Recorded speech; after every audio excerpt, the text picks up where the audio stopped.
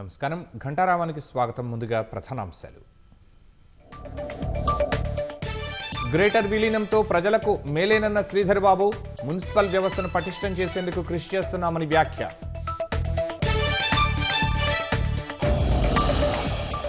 Assembly సమావేశాలు బహిష్కరిస్తున్నట్లు BRS వెల్లడి, speaker వైఖరి బాగోలేదంటూ మండిపాటు.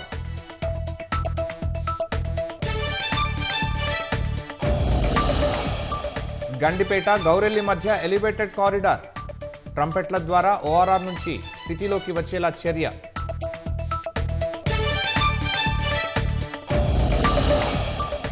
చిల్లై కలాన్ ప్రభావంతో కశ్మీర్లో పడిపోయిన ఉష్ణోగ్రతలు, గుల్మార్గ్లో -7 డిగ్రీలు నమోదు.